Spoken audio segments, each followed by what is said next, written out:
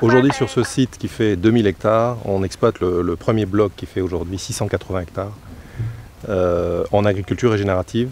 Ça veut dire on fait de la grande culture, mais entre les parcelles, on fait de l'agroforesterie. C'est pour ça que vous voyez la pépinière dans laquelle on se trouve. En fait, en même temps qu'on fait de l'agriculture grand volume, on reboise, on reforeste tout l'environnement. Et donc pour pouvoir faire tout ça, on a besoin de pas mal de matériel, on a besoin de matériel de préparation de sol. Jean-Luc Tété, donc je suis le président de la SIAD.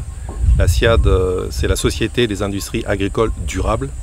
Elle a été créée il y a 3 ans sur ce site de Bobangui. On vient de voir ici une démonstration de notre première étape de mise en culture, c'est-à-dire la préparation des sols. Donc avec cette machine qui est un broyeur forestier qu'on a dévié de son utilisation, comme on peut voir en fait, cette machine elle permet de conserver toute la biomasse qui est sur le sol quand on arrive, l'incorporer à 5 cm de sol et de semer directement après. En fait on gagne énormément en temps de préparation, en qualité du sol, parce que le sol n'est pas détruit, le sol est conservé complètement et ça permet d'avoir de bien meilleurs rendements avec beaucoup moins d'engrais. Je vais vous présenter Philippe, qui est le conducteur de la machine.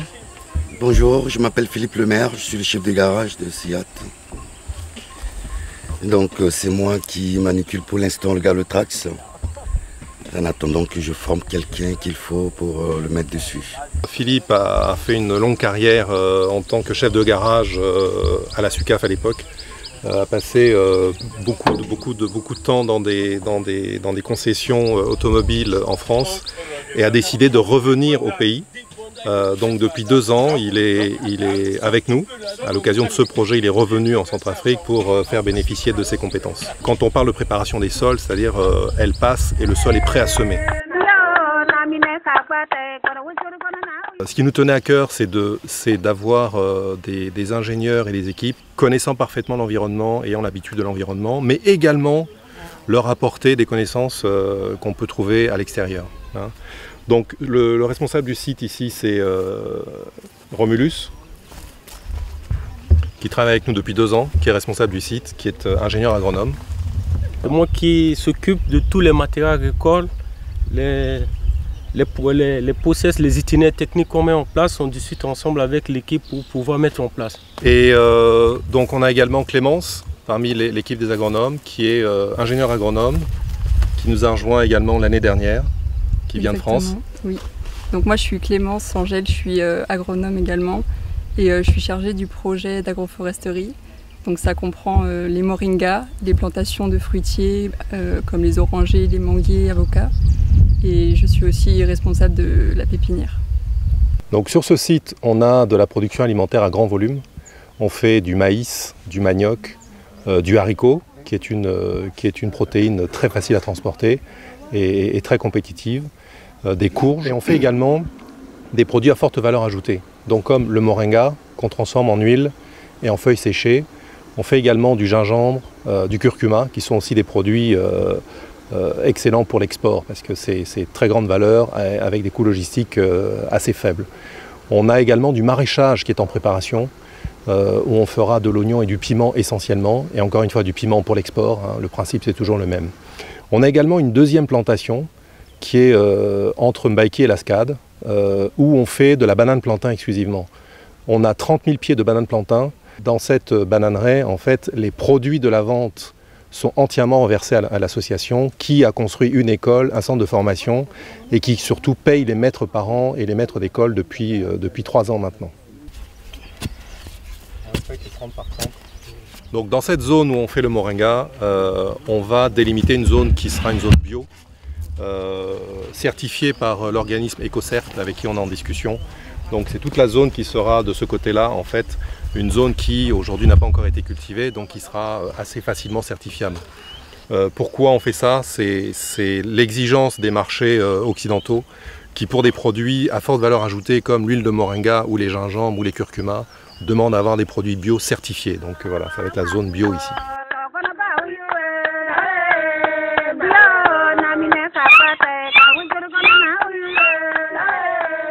Oui, comme nous savons, c'est une activité qui est uniquement réservée aux dames. C'est des dames qui reçuent, c'est des dames qui lavent, c'est des dames qui chassent nos maniocs ici tous les jours.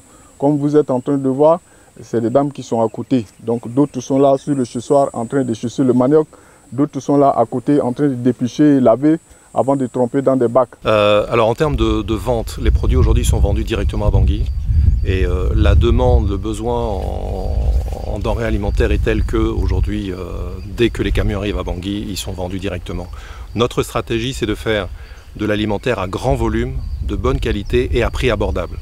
De sorte de stabiliser les prix et d'avoir un vrai marché qui s'établit sur la vraie valeur du produit. Donc ça a déjà été mis en place et ça fonctionne assez simplement. Donc ici sur ce site-là, on a attribué 10 hectares pour la mise en place de la construction d'un centre de formation agricole.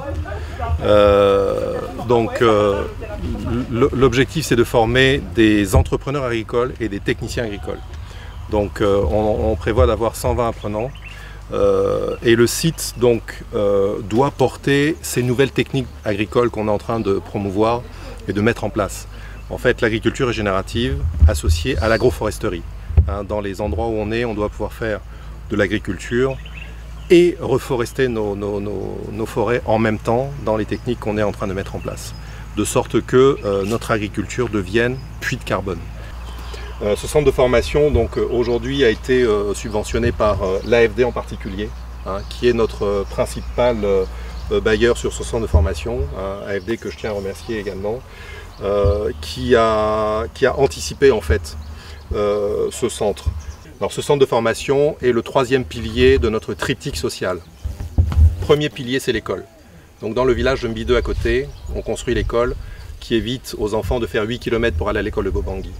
Deuxième pilier, le centre de formation. Troisième pilier, l'entreprise qui est à disposition ici, qui permet de mettre en place les compétences, la terre et les moyens pour pouvoir fonctionner.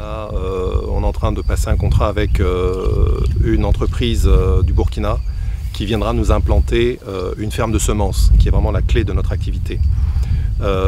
On a également des bureaux d'études qui sont spécialisés dans le traitement d'images par drone, parce qu'on scanne, tout le terrain a été scanné par drone et les parcelles ont été tracées à partir de logiciels, donc de scan et puis d'analyse des sols qui permettent de tracer les parcelles. On a également un autre partenaire technique qui est spécialisé dans l'agroforesterie. Donc c'est une agroforesterie qu'on appelle Syntropique et qui a une base de données, une des plus grandes bases de données au monde, qui travaille beaucoup en Amérique latine et qui vient nous aider sur l'aspect agroforesterie. En termes de partenaires financiers, aujourd'hui, le projet global sur ce site-là inclut l'usine qu'on va mettre en place sur la base vie. Aujourd'hui, on est fortement engagé avec la BDAC, que je remercie particulièrement, avec qui on a déroulé tout le process pour un prêt de 3 millions d'euros. Et nous sommes encore en train de chercher des partenaires financiers sur la partie equity. Aujourd'hui, nous personnellement, donc sur fonds propres, sur fonds personnels, on a déjà fait le premier pas. Donc nous avons déjà investi 1,3 million d'euros qui a permis de mettre tout ça en place pour montrer que le concept fonctionne et de permettre aux partenaires financiers de prendre part au projet de façon plus facile et de nous accompagner simplement sur la croissance et pas sur la phase de mise en place.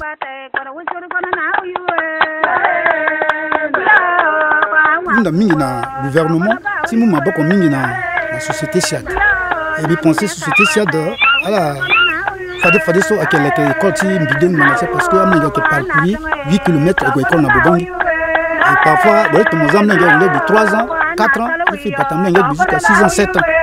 Nous avons un âge, déjà, avec un petit programme de société SIAD.